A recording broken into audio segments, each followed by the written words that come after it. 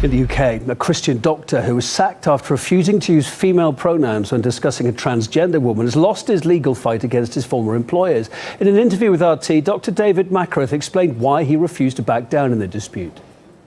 Because I'm a Christian, I would consider it to be utterly dishonest to use pronouns in that way and sinful, deeply affecting my Christian faith and my walk with God. And secondly, as a doctor, it's quite simply unscientific and unproven, and therefore, again, in good conscience, I can't do that. I've never refused to treat any patient of whatever background they come from.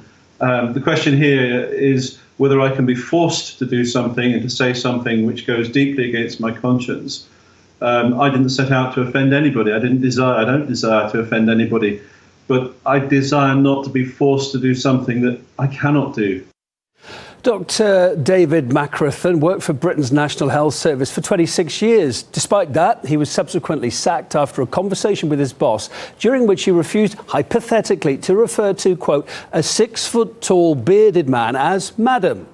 And while the doctor insists his employers discriminated against his religious beliefs, an employment tribunal has ruled that his objection was incompatible with human dignity. A lack of belief in transgenderism and conscientious objection to transgenderism, in our judgment, are incompatible with human dignity and conflict with the fundamental rights of others. Insofar as those beliefs form part of his wider faith also does not satisfy the requirement of being worthy of respect in a democratic society. Dr. Mackereth says that the ruling against him sets a dangerous precedent too. I was taken off the shop floor and I say interrogated, or the judges denied that, about what I believed by my manager. Are people going to be pulled off the shop floor in the National Health Service now and interrogated about their beliefs?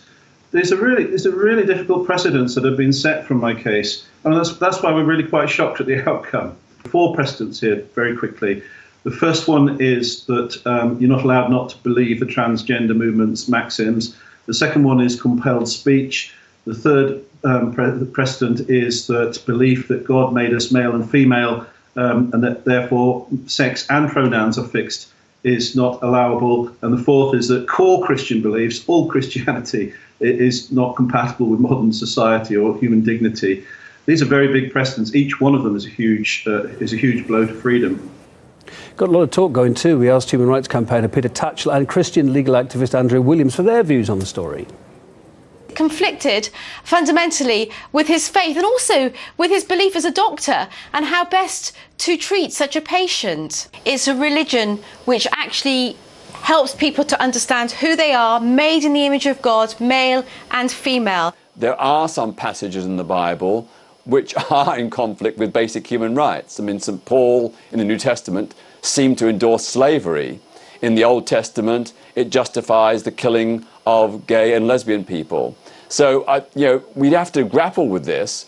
The reality for him is this, that the way in which really to help someone who is confused about their gender is to help them to live in the biological gender in which they were born. That would certainly be his way, his belief of how to look after a person who is confused about their gender. Trans people are not confused. They have a genuine, sincere, overwhelming belief that they are something other than they were assigned at birth. Forcing society, forcing medics, forcing teachers, forcing doctors, forcing the general public at large, forcing us all to say something that is not true, is not kind, it's not compassionate to someone that is confused about their gender. I think it's very offensive for Andrea to say that, and I'm sure she would not want to add to the suffering and indeed perceived non-recognition or denial that trans people so often face. That is not delusional, it's not being dishonest, it's not avoiding the truth. It is the reality that gender is a spectrum. We now live in a more open, liberal, tolerant society where people no longer have the fear they have to hide away and suppress their desires. We live in a more confused and hurting and broken society.